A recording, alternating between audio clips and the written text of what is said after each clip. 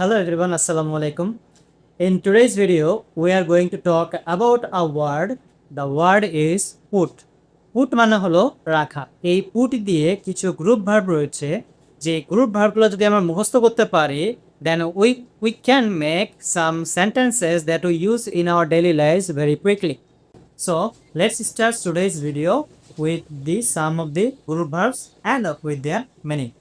তো সবার আগে যে ওয়ার্ডটা আছে সেটা হচ্ছে পুট অফ। পুট অফ মানে হলো পিছিয়ে দেওয়া বা স্থগিত করা। এটাকে আমরা ব্যবহার করতে পারি যে কোনো কাজ যদি আমরা পিছিয়ে দেই বা আজকে করব না কালকে করব, এই ধরনের কাজগুলোতে আমরা পুট অফ ব্যবহার করব। যেমন আমি কাউকে অ্যাডভাইস দেব যে do not put off your work for tomorrow, আগামী কালকের জন্য তোমার কাজটা ফেলে রেখো না।